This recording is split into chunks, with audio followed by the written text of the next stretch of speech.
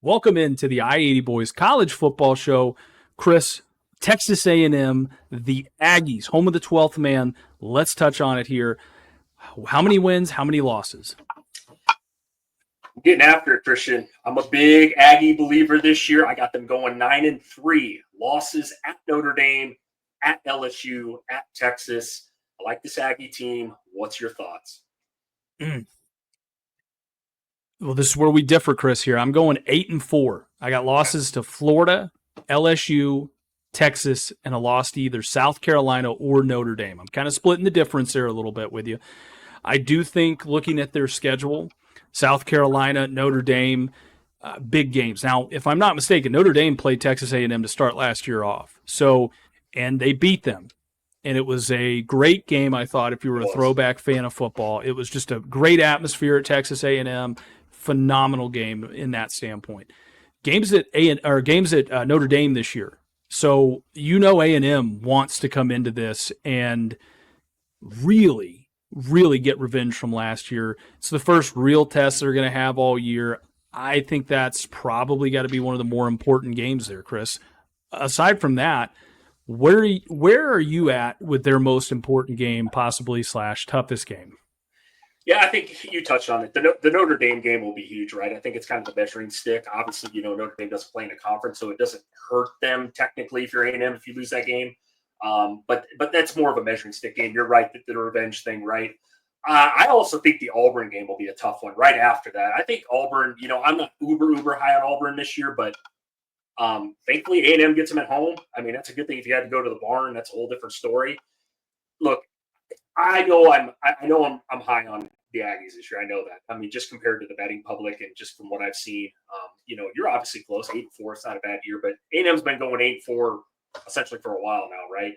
And my biggest thing is can Elko in his second year get this team where he wants to be? I'm a big believer in Mike Elko. I like what he did at Duke. I'm not going to run through what he did there, but it was pretty impressive, Christian, as you know, at Duke of all schools, right? So I'm going to touch on this offense real quick, if I may. The reason why I really, really like A&M outside of Elko, as I just mentioned, is Marcel Reed, man. I like this kid a lot, the quarterback.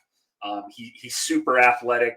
I don't know how well he can throw the ball. He reminds me a little bit, I said it last year on the show, kind of a poor man's Jalen Milroe, if you will. He's a hell of an athlete. But if he can continue to progress, I think A&M is going to be all right there.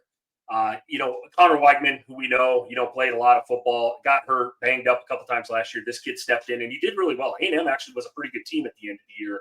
And I believe he was a freshman last year. So, and if you didn't know this about stats, I was actually appalled here when I read this. Believe it or not, A&M was the highest scoring team in conference play last year in the SEC. They averaged over 30 a game. You might have known that, but I know a lot of people didn't, including me. But and they did pick up some key pieces, right? And I'm sure you'll touch on that as far as the receivers go. The Concepcion, I think that's how you say his name, the kid out of NC State, was a really good receiver there. They got Mario Cleaver, another guy from Mississippi State. So they're bringing in pieces there.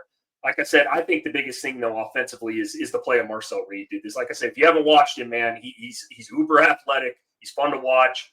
He's highly touted. So I'm big on that, Christian. No, you touched on it exactly right. Sticking kind of with the offense, and we'll transition to this into the defense here in a second.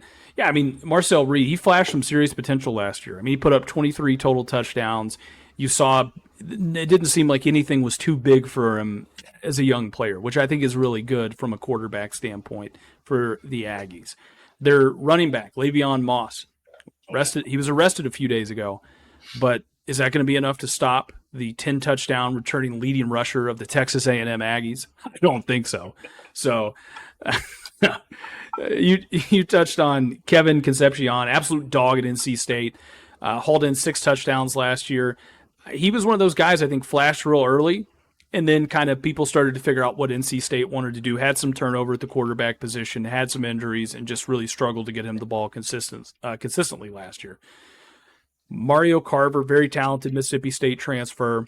So Marcel Reed's going to have some new options to throw the football with. Here's the thing, and this is the biggest thing with A&M, and it's been the biggest thing with A&M, hasn't really been receiver play, I don't feel like, because they've had good receivers. they've had guys that have been able to go out and catch the football, and then they go transfer to other places and put up big numbers. The problem with A&M is, can they get the guy the ball? Can they scheme it right? Can they block? Can they run? And they've had good running backs there too. So there just seems to be a disconnect at times in that passing game. I feel like they win games and they put up points, but as we well know, you got to be able to throw the football as well.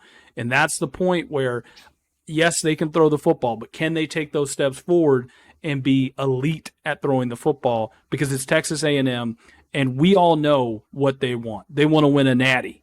And to do that, you're going to have to take some steps forward in the passing game. Looking at some of the players they lost, Shamar Stewart, Nick Scorton, and Shamar Turner. Also lost Noah Thomas to the University of Georgia. Go Dogs. Speaking of Georgia, they traded a little bit here, it looks like.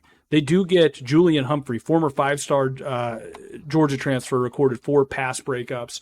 And I do think he should be a fringe starter for him this year. Some of their other players they got coming back, Torian York will help a lot. He's a linebacker for him. Cassius Howell brings 4 sacks back as well to help a defensive front 7 that feels a little gutted after last year and everything they lost to either the portal or the draft. So that's the big question. How can Elko reload? I'm a big believer in Elko from the defensive standpoint, what he did at Duke. Guy is a defensive savant. Is he a Kirby Smart or a Nick Saban? I wouldn't go that far, but he's a pretty damn good defensive coach. I'm going to say this, Chris. To me, when I'm looking at Texas A&M, and I want to circle back into the schedule for a second, I got LSU, most important game this year for him. Okay. Brian Kelly got to have it year. I feel like the Tigers, this is the mid to late part of the season here for him. Brian Kelly's got to win this game, but at the same time, if you're Mike Elko, if you lose this game, you could lose the locker room pretty quickly after that. And the rest of the season with Missouri, South Carolina, and Texas could be disastrous. What are your thoughts? Yeah, no, that's a huge game. Obviously, we haven't covered LSU yet. I'm relatively high on LSU this year. Obviously, as you know, I'm not a big Brian Kelly guy, but LSU returns a lot of that offense with Nussmeier at the helm. That'll be a big game. A&M and LSU every year. I always watch this game. It's always a great football game. Doesn't matter what the records are. It's always a great football game, but I'm with you on that. But, yeah, you're right. I mean, at Missouri, actually they got a 3-game road stretch there at Arkansas, at LSU, at Missouri. That's going to be tough. If they can get out of that 3-0, I would be impressed with A&M right there. Now, obviously, the big game at the end of the year, right? Texas, that's the big rivalry game. Last year, not the most exciting football game to watch last year at the end of the year because it was 2 defensive teams fighting it out there. But Texas obviously, got the better of them. I think if A&M would have won that game, they would have gotten the SEC title game, if I'm not mistaken. Somebody can let us know down in the comments if I'm wrong about that.